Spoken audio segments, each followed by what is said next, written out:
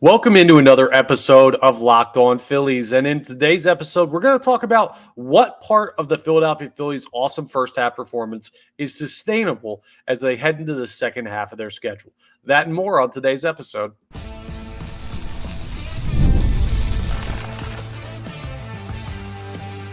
You are Locked On Phillies, your daily Philadelphia Phillies podcast.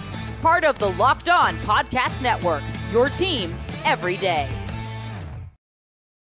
Yes, this is Locked On Phillies. I'm Connor Thomas, your host. Thank you so much for checking us out today. We come to you as part of the Locked On Podcast Network, your team every day.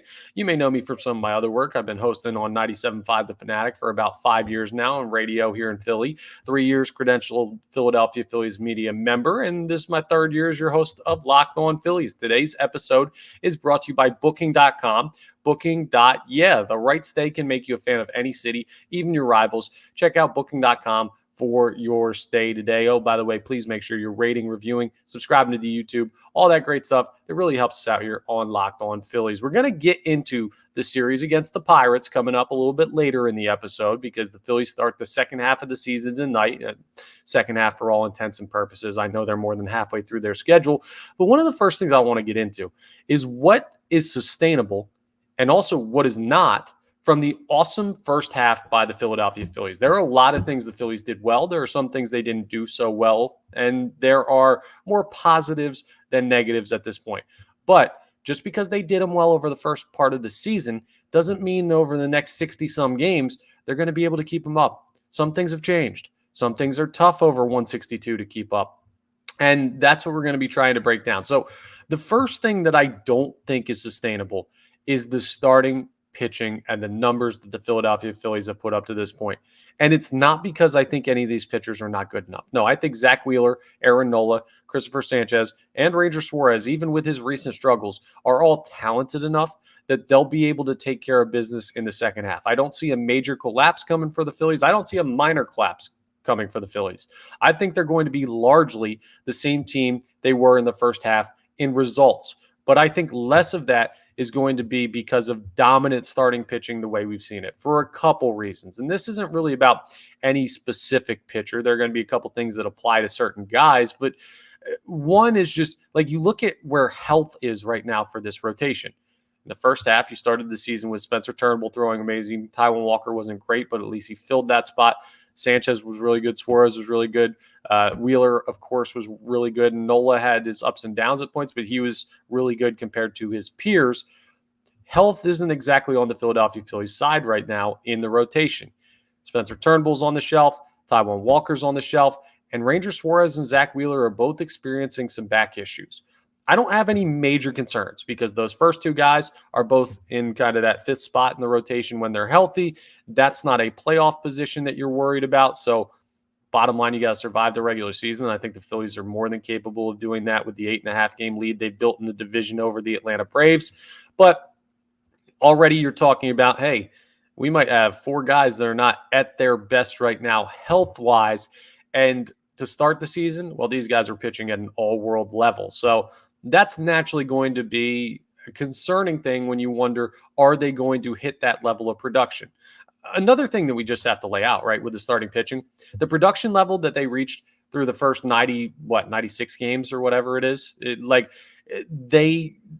you can't expect them to continue that. You just can't. Like logically, you cannot expect three or four guys in the same rotation on the same team to go out and just do that over 162.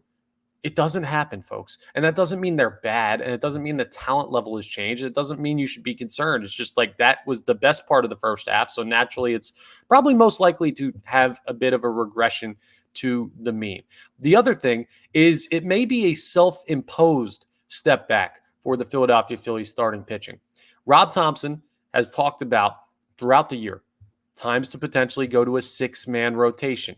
This has always been something that has been part of the plans for the Philadelphia Phillies, and you're starting to turn your eyes toward October. This is not a battle for the regular season. This is not a stretch for the last 66 games where you say, oh, we're going to burn it out and win as many games as we can, set a franchise record in wins. No, that's not the goal. The goal is to seed as high as you can, win the division, but also be healthy and ready to roll when October comes around. And that may come to Ranger Suarez missing a couple weeks, self-imposed by the team. Zach Wheeler, remember 2 years ago in 2022, they shut him down for like a month because he had some soreness. They're like, hey, we need you in October. We think we can handle this without you. I'm not saying those things are going to definitively happen, but I'm saying that the Phillies are going to be very cautious with the workload of starters, especially guys like Christopher Sanchez and Ranger Suarez, who are going to hit career high in innings this year if things progress the way they're going. They're just going to be careful with them. A skip start here, an extra starter here or there, it's going to reduce the numbers that you saw in the first half. It doesn't mean these guys aren't pitching as well. It just means that you don't need them to do that anymore because you built up such a buffer. So that's one thing that I don't think is going to be sustainable. I think on the positive side that I think is going to be sustainable is the amount of offensive output. The Philadelphia Phillies have been creating this offense that they've been come to know for in the 2024 season with guys in and out of the lineup. They missed all-star starter Trey Turner for a month and change. They've missed an all-star caliber player in JT Realmuto for a month and change. They had Bryce Harper out for a little bit, Kyle Schwarber out for a little bit, Brandon Marsh out for a little bit. Like a lot of guys missed time in and out of the lineup. They were putting together patchwork for a little bit there. For that reason, like I do think you've seen some really good stretches from the Phillies offense, but I don't think you've seen them at full strength very often over the past 2 months or so. Not that they're going to be guaranteed to maintain health. We just talked about that with the starters, but this team's incredible offensively even when they're not at 100%. So if they continue to not be at 100%, they can sustain this level of play. If they get to 100%, it'll be even better. And things even out to probably be close to what they are in the first half, if not having a little more upside if they can stay healthy and keep guys on the field. So yeah, the offensive side, sustainable. The defense, also think it's sustainable. I don't think that there's anything changing defensively for the Philadelphia Phillies. And with Johan Rojas making the changes he did in his small stint in AAA, looking really good up in center field since he came back up, defense looks like it's solid. It could get even better at the trade deadline. That's another reason why I think the offense is sustainable, because you're going to add at the trade deadline, and it's going to be a right-handed bat in the outfield somewhere. I don't know who it is, but I do believe the Phils are going to do that. And I think that's going to put you in a position where you really comfortably have run scoring capability for this team throughout the season. I don't think that'll ever be a problem for an extended stretch of time. And an extended stretch of time, I would say anything more than like a week. I don't think you're going to see the Philadelphia Phillies just lose the ability to hit. And they're going to be just fine, again, throughout all of this. But one more thing that I don't know is sustainable, right? It's kind of iffy. It could go either way. I'm going to assume it's not sustainable. Jeff Hoffman and Matt Strahm, they've been really, really, really good this year. All-stars, totally deserving. First time for each of them. They're throwing partners. They motivate each other, and it's shown in the work that they've done preparing to be on the mound and on the mound. I don't think those guys are going to continue, much like we talked about with the starters. I don't know that I can trust those guys to continue on this type of a pace. It doesn't mean that we're going to get to a point where we don't trust them in big spots, and it doesn't mean they're not the pitchers they are today. It just means the numbers that they're showing are probably going to regress to the mean a little bit over the second half. So sustainability in the bullpen, that's going to depend. I don't think their numbers individually, those two guys, are going to be sustainable. Just logic, looking at how baseball works and how long the season still has left and everything, it would be ridiculous if you had two guys in the bullpen with those guys' resumes, which is not like career all-stars or anything like that. They're talented, but not career all-stars. I don't think you're going to be surprised to see those guys have a little bit of a step back, but I don't think you'd be surprised if, I don't know, Jose Alvarado takes a step forward. If Orion Kerkering continues to do what he's going to do. If you add someone at the trade deadline or two people at the trade deadline that add to this bullpen and make it even better. So the bullpen as a whole, I think, is sustainable. The two top arms, I'd expect a little bit of a step back. And one other thing that I don't think is sustainable, because it's easy to pick on the negatives because there's so few, they stand out more. And I don't even see this as negative, but let me read you some numbers real quick on the Philadelphia Phillies all-star shortstop Trey Turner. And I know he missed a month, so these numbers are slightly inflated when you look at average with a smaller sample size, but his numbers are unbelievable right now. He's batting .349 as we head into the second half of the season. I don't think he's going to bat .349 the rest of the way. This may be cherry picking an incredible stat, but that's kind of what the point of the exercise is. I don't think Trey Turner could stay this hot for the rest of the year. If so, he's going to put himself firmly in the MVP conversation, but that's fine. Let's say he hits 30 points lower. Trey Turner hitting 319 this year compared to what he did last year. I think that would be a very, very welcome thing for the Philadelphia Phillies. So even though I don't see Trey Turner staying on the heater that he was on before the All-Star break and hitting at that average mark that he had for the first half of the season, I do still think he's a great player. I do still think he's going to be productive. I don't think he's going to be a problem in any stretch. I'd be crazy to tell you he's going to hit 350 this year. I think anyone would be crazy to believe that. And that's not a knock. That's just understanding that a guy was on a really hot stretch. Normally those don't carry over the course of a season. And I'm playing the averages right now when I tell you those things. Again, I'll make this statement one more time. I don't think any of those unsustainable things are going to put you in a situation where you see a major drop-off for the Phillies. I expect the level of winning to be sustainable. I don't agree with people who say, well, they're probably not going to win at this clip the whole year. I think they can. I know the schedule gets a little bit tougher. I don't see any reason that they can't go out and continue to win at this clip because they've played through a lot of tough stuff against some tough teams, and they've found a way to get it done before. I don't see that changing. I think the steadying hand of Rob Thompson is something that really helps this team play through the ups and downs of the season. When they're playing well, Rob Thompson does not let them get too high. When they're playing poorly, well, he doesn't let them get too low. And that calming presence is something that great managers in this city have had in the past. You saw it with Charlie Manuel with that 2008 core that won the World Series. I think that this team is just fine.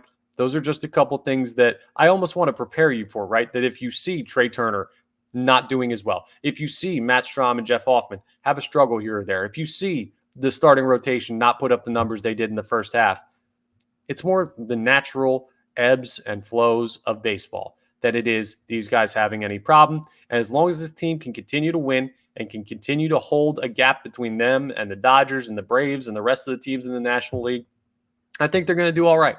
I really do. That's not a hot take considering they're the best team in baseball, but just a little bit of a preview of what could be road bumps on the road ahead for the Philadelphia Phillies. Coming up, we're going to discuss the matchup with the Pirates. We're going to preview Phil's Pirates game 1. It feels so good to have a baseball game to talk about again. And this all of a sudden looks like a series that's very, very winnable for your Philadelphia Phillies. We're going to take a deeper dive into game 1, but just look at the series in general coming up as we continue Locked On Phillies.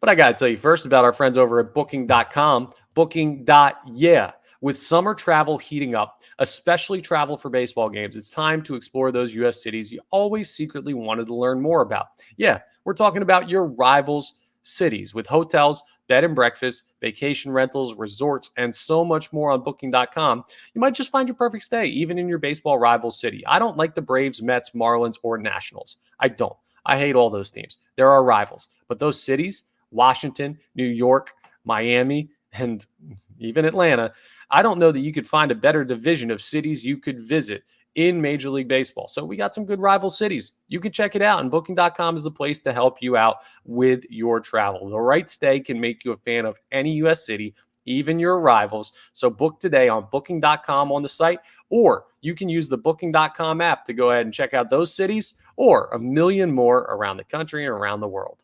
We're also going to give you a chance to talk about Prize Picks. Prize Picks is great, right? They're America's #1 daily fantasy sports app with over 5 million active members. They are the easiest and most exciting way to play daily fantasy sports. Unlike other apps on Prize Picks, it's just you against the numbers. You don't have to play against random players stacked up. One guy goes perfect, you go nearly perfect, and you don't get anything for it. No. All you do is pick more or less on 2 to 6 player stat projections, and you watch the winnings roll in. You can now win up to 100 times your money on Prize Picks with as little as 4 correct picks. You can turn $10 into $1,000. In baseball, well, we're back rolling now. So look at guys tonight when you face the Pittsburgh Pirates. Not a great matchup as far as pitching is concerned for the Pirates. We'll talk about that in a second. But is Bryce Harper going to stay hot? Is Trey Turner going to stay hot? Look at the All-Stars. Those are the names, right? Harper, Turner, Bohm, and then also Aaron Nola on the mound. He's had a long rest. He's a good strikeout guy. Those are the spots that I'd be looking to play Prize Picks numbers. And if you need some extra jingle in your account to make that happen, well, you download the Prize Picks app today. Use code LOCKEDONMLB, you'll get a first deposit match up to $100. That's code locked on MLB on Prize Picks for a deposit match up to $100. So pick more or pick less. With Prize Picks, it's that easy. All right, let's talk about this series with the Pittsburgh Pirates. And we're going to dive a little bit deeper into the whole Paul Skenes quotient of the equation. And basically, where that type of narrative begins is you're not facing Paul Skenes, even though he only threw one inning in the All-Star game.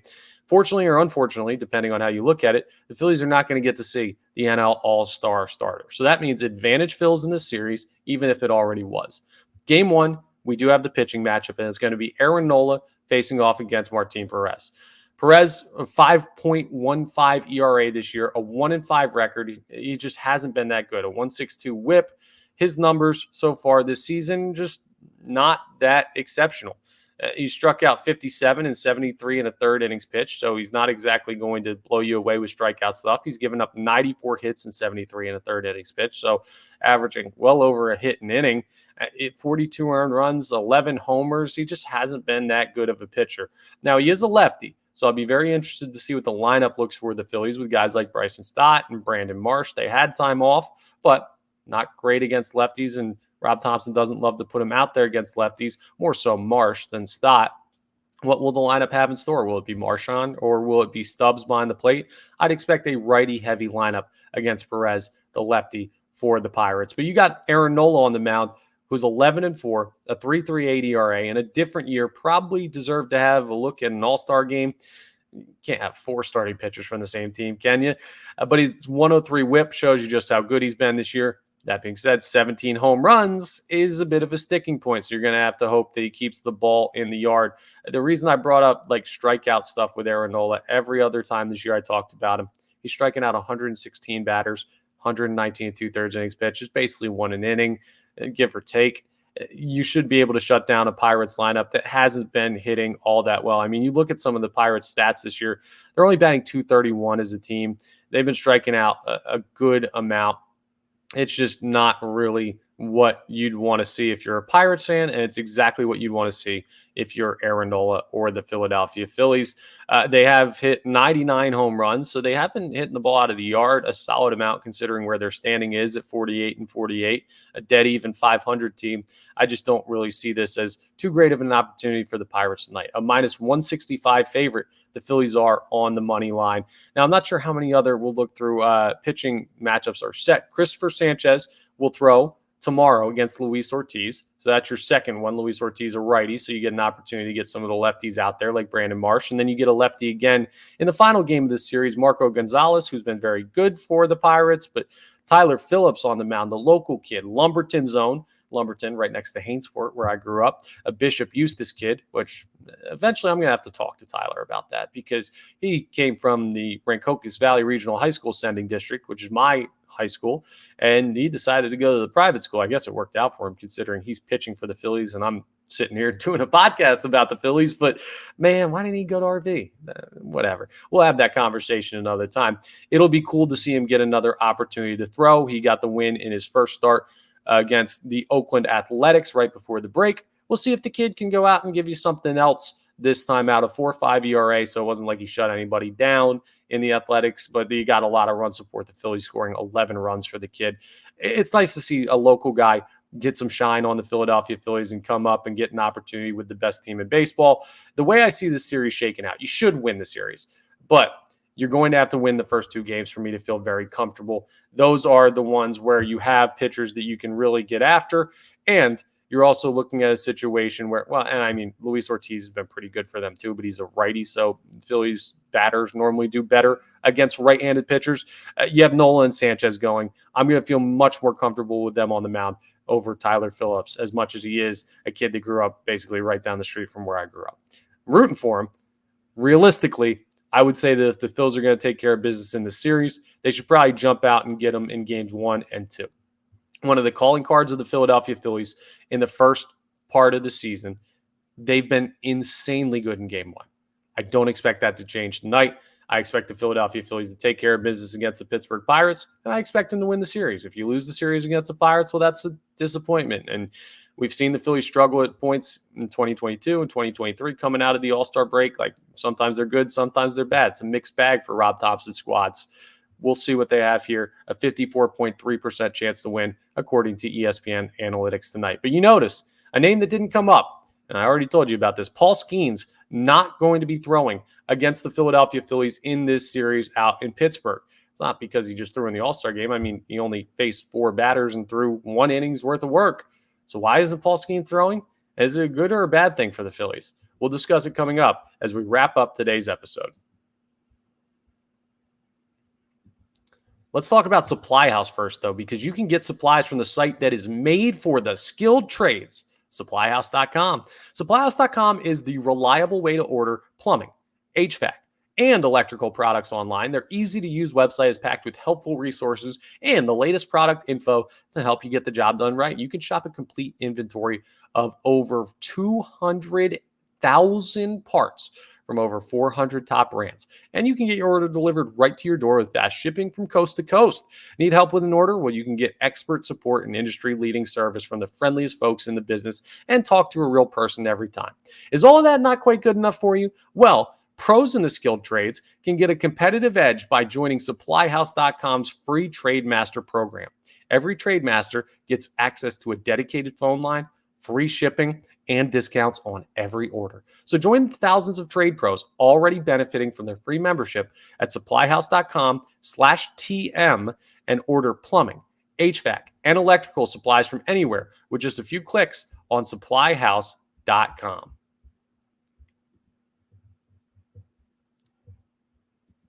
Also want to tell you about our friends over at FanDuel. I love sports. I love them so much. You know this. I'm a sportsman, and I never want them to stop. But there are times in the summer where you just don't have sports the way that you want to. The All-Star break is one of them. They got a bunch of things going on at FanDuel to help you make it through these times where sports aren't the biggest thing in the world. Well, to us, sports may always be the biggest thing in the world, but FanDuel lets you keep the sports going whenever you want. They've got a bunch of different things. The Open's going on right now. There's always tennis and stuff. You can go international with it. All I have to do is open the app, dream up bets anytime I'm in the mood. And this summer, FanDuel's hooking up all customers, not new customers, all customers with a boost or a bonus daily. That's right. There's something for everyone every day, all summer long. So head over to FanDuel.com and start making the most out of your summer with America's #1 sportsbook, FanDuel. All right, so let's break this down. The first thing that I kind of want to get into here, we'll discuss whether or not this is a good thing or a bad thing for the Philadelphia Phillies that Paul Skenes isn't throwing. Like, it's not a bad thing, but I guess more for a fan's perspective, if you should have wanted to see Skenes or not. But I don't get it. I'm trying to figure this out in my head. So Skenes goes out. He pitches an inning in the All-Star game. It looks good. Velocity's there. He didn't seem tired or anything. Young kid. This is his first year up at the major league level. And congrats to Paul Skenes. He totally deserved it. He was electric. I understand why they started him in the All-Star game. But that was on what? Tuesday? Okay. So Wednesday, Thursday, Friday, Saturday. If he was going to throw Sunday, that would have given him 4 days of rest, and that would have been off of throwing only 1 inning. So not exactly a full workload that he even needs to recover from. If you're the Pittsburgh Pirates and you're at 500 and you think you're going for the postseason maybe because there's a tight buildup in the National League, wouldn't you want the guy that's 6-0, that's been absolutely incredible, that's been shutting down everybody to face the best team in baseball? I don't know who you're possibly saving Paul Skenes for. You look at their schedule and you're probably not looking at the Pirates as a postseason team. All due respect to our rivals from across the state. But also, you're playing the Cardinals coming up. Cardinals aren't as good as the Phillies. Diamondbacks aren't as good as the Phillies. Now, none of these teams in baseball are as good as the Phillies, but it's not like they had the Yankees sitting and waiting, or the Orioles sitting and waiting, or the Dodgers sitting and waiting. No, I don't understand why Skenes wouldn't throw against the Phillies. Unless, I hate to say this, because I like Paul Skenes, I do. But it kind of seems like Skenes is a little bit scared of the Philadelphia Phillies. And that's okay. I get it. I would be too. Even if I threw 100 some. I would be a little bit nervous about facing a lineup with Bryce Harper or Kyle Schwarber or Trey Turner and Alec Boehm and all these guys that you see in the All-Star game where All-Star caliber players can take a yard anytime, the most powerful offense in baseball, the best team in baseball. So I get it. He's new to this. And you could be a little bit nervous when you see a team like the Philadelphia Phillies coming into town. But Paul, man, I thought better of you. I thought you'd want to rise to the occasion, face the best, right? The best against the best. That's what it's supposed to be. But instead, the Pirates or Paul Skenes or somebody decided, nah, we don't want to face the Philadelphia Phillies with our young ace. And you know what? That's okay. Listen, if you're scared, there are plenty of other teams in baseball that are scared too. I don't blame you. But that's what it seems like to me. And that's how I'm going to approach this decision by the Pittsburgh Pirates. Now, as a Philadelphia Phillies fan, should you be happy about this? I don't think so. I really don't. Like, is it better for the Philadelphia Phillies to not face Paul Skenes? In reality, like all the he's scared of us stuff aside, yeah, you've got a better chance to win when you're not facing a guy who is the National League starter in the All-Star game, has not lost the decision at all this year. Like, he is electric. I don't know how anybody hits the guy. The Phillies, I'm sure, would find a way. But, yeah, just straight up, logically, if you want the Phillies to win, it'd be better not to face Paul Skenes. But there's a certain part of sports that goes beyond winning when you have a good team like this, right? If this was a 500 baseball team, the Phillies, and you're fighting to stay alive in the wild card race, and you're trying to figure out if you're a buyer or a seller, and you can get an extra win because they don't want to throw Paul Skenes, cool. That I totally understand. But in the Phillies case, what's one game, right? You got an 8.5 game lead in the division. You got 6 games up on the Dodgers in the win column. You look at this team, you say, we have a little bit of a buffer. Why not have some fun with it? And I would love to see the Philadelphia Phillies offense face this guy on the mound. The same way that when the Dodgers come to town, I want to see Shohei Ohtani in the lineup. If he's available to pitch, I want to see him on the mound.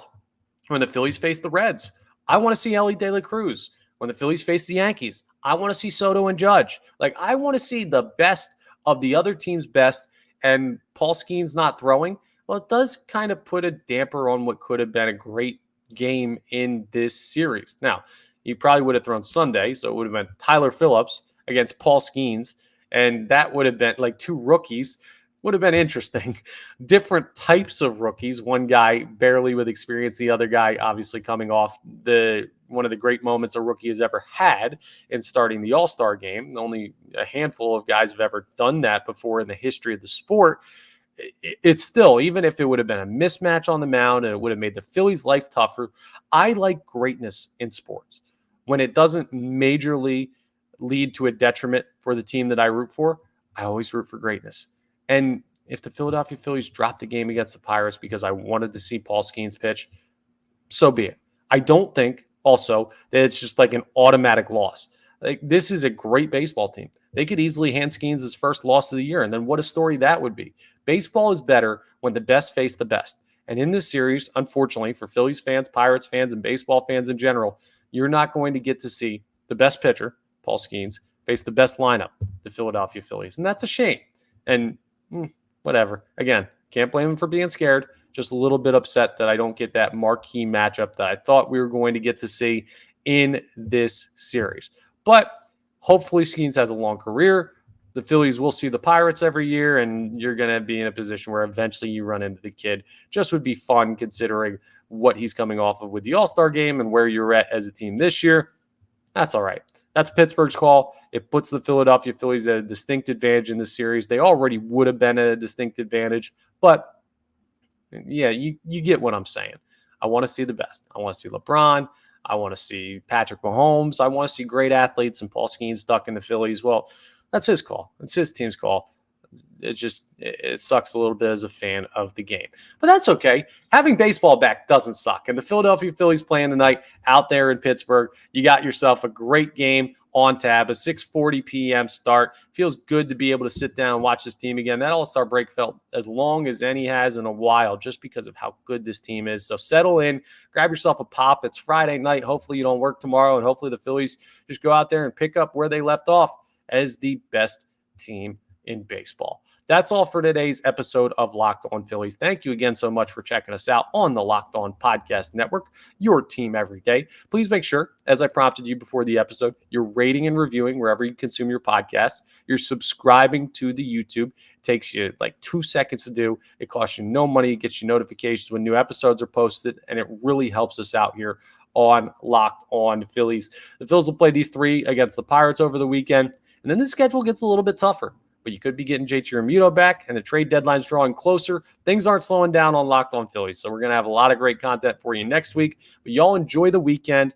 I'm going to do my best to keep up on, wow, it just feels so good every time I say the best team in baseball. And we'll talk about them again on Monday on our next episode.